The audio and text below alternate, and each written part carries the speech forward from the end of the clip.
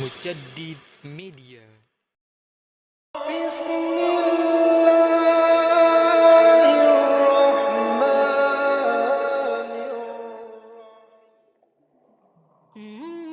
Assalamualaikum sahabat Mujaddid Media rahimakumullah.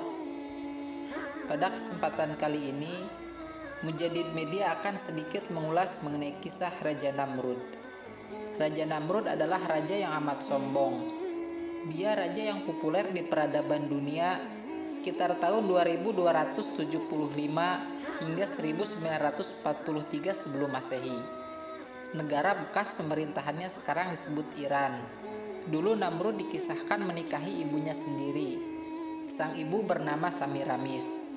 Dikisahkan pada saat usia remaja, Samiramis telah menikah dengan Kan'an. Konon sehari setelah berhubungan dengan Samiramis, ayahnya meninggal dunia. Ibunya yang sangat cantik dan bijaksana mengaku tidak pernah disentuh oleh manusia. Bahkan Namrud telah dianggap anak yang suci. Ini telah menjadikan Namrud menjadi semakin yakin bahwa ia adalah anak Tuhan yang lahir dari seorang perawan. Setelah Namrud menginjak usia dewasa, ibunya sering nampak cemburu ketika gadis-gadis yang mendekati putranya. Hingga pada suatu ketika ia menikah dengan anak kandungnya sendiri. Sementara itu sejarawan penting Mesir, Syekh Muhammad bin Ahmad bin Ilyas, dalam bukunya yang berjudul Kisah Penciptaan dan Tokoh-tokoh Sepanjang Zaman, mengangkat riwayat berbeda sama sekali tentang Raja Namrud. Diriwayatkan bahwa Ham mempunyai seorang anak yang bernama Kausi. Kemudian ia mempunyai anak bernama Kan'an. Kan'an memiliki anak yang bernama Namrud. Kan'an adalah orang kuat yang senang berburu. Apabila dia teriak kepada beberapa binatang buas atau binatang-binatang liar, maka binatang-binatang tersebut berjatuhan karena kerasnya teriakannya. Dia menikah dengan seorang wanita yang kemudian mengandung Namrud. Setelah masa kehamilannya sudah cukup, kemudian wanita tersebut melahirkannya.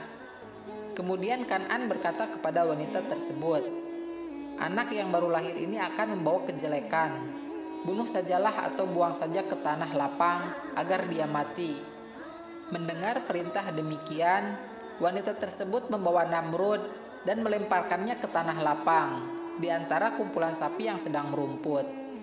Anehnya setiap sapi menjauhinya, dan setiap kali ada binatang yang melihatnya, binatang itu menjauhinya. Akhirnya ibunya datang untuk mengambilnya. Kemudian sang ibu membawanya dan melemparkannya ke sebuah sungai. Perempuan itu menyangka bahwa bayinya itu tenggelam. Namun kenyataannya, anak tersebut sampai ke sebuah sumur dengan selamat.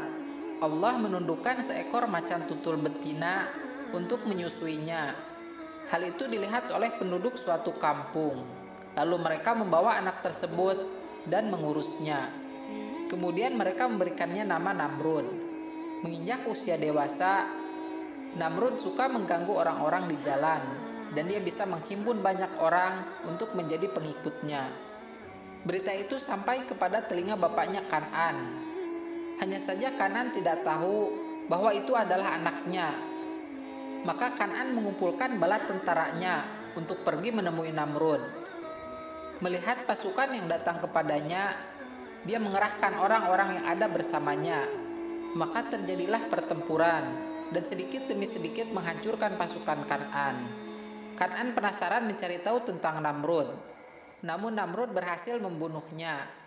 Sampai ajalnya, Kan'an tidak mengetahui bahwa yang membunuhnya adalah anaknya. Namrud pun tidak mengetahui bahwa yang dibunuh itu adalah ayahnya. Akhirnya tampuk kepemimpinan kerajaan itu pun jatuh di tangan Namrud. Setelah itu dia memerangi raja-raja yang ada di bumi. Namrud bisa mengalahkan mereka hingga ia menguasai kerajaan di bumi dari timur hingga barat. Dalam perjalanannya, Namrud amat sombong dan celakanya dia mengaku dirinya sebagai Tuhan. Nabi Ibrahim alaihissalam mengajaknya ke jalan yang benar, namun dia menolak dengan sombongnya. Nabi Ibrahim merusak 72 patung-patungnya yang dituhankan oleh Namrud dan rakyatnya. Namrud sangatlah marah dan menjatuhkan hukuman untuk membakar Nabi Ibrahim alaihissalam. Nabi Ibrahim tidak mempan dibakar. Allah menjadikan api dingin bagi Nabi Ibrahim.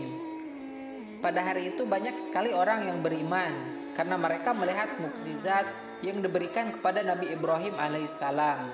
Ia tidak mempan ketika dibakar api. Ketika Namrud melihat hal itu, ia berkata kepada Nabi Ibrahim alaihissalam, "Pergilah engkau dari tanah kami, agar engkau tidak merusak agama kami." Akhirnya Nabi Ibrahim meninggalkan tanah kelahirannya. Sedangkan Namrud semakin kejam. Dia tak segan-segan menghukum siapapun yang menolak tunduk terhadap perintahnya. Suatu ketika Allah Subhanahu wa Ta'ala mengutus seorang malaikat untuk menemui Namrud dan mengajaknya beriman. Sekali dua kali ajakan tersebut ditolak. Dalam ajakan yang ketiga, malaikat mendapatkan respon yang tidak baik. Akhirnya malaikat meminta agar Namrud untuk mengumpulkan sejumlah warga di pelantaran istana. Permintaan itu pun dikabulkan. Pada hari yang telah ditentukan, Allah mengirim ribuan nyamuk atau sejenis serangga ganas menyerang mereka yang telah berkumpul di sana. Nyamuk-nyamuk itu kemudian menghisap darah pasukan Namrud dan memakan daging mereka. Maka habislah pasukan Namrud, sedangkan Namrud tetap selamat. Kemudian Allah mengutus seekor nyamuk untuk masuk ke dalam kepala Namrud melalui lubang hidungnya. Nyamuk itu terus bertahan di kepala Namrud dan menyiksanya selama 400 tahun. Tak kuat menahan sakit, Namrud akhirnya memukul-mukul kepalanya dengan tongkat kecil. Disebutkan bahwa ia menjadi raja yang sangat dolim selama 40 tahun. Maka Allah pun mengazabnya selama 40 tahun. Hingga akhirnya ia mati karena wasilah seekor nyamuk. Allah Subhanahu wa Ta'ala memberikan pelajaran kepada raja yang angkuh dan sombong melalui seekor nyamuk yang kecil. Raja Namrud adalah keturunan kelima dari Nabi Nuh alaihissalam. Silsilah lengkapnya adalah Namrud bin Kan'an bin Kus bin Ham bin Nabi Nuh alaihissalam. Kata Namrud berasal dari bahasa Ibrani yang berarti membangkang. Penyebutan nama Raja Namrud tidak terdapat dalam Al-Quran.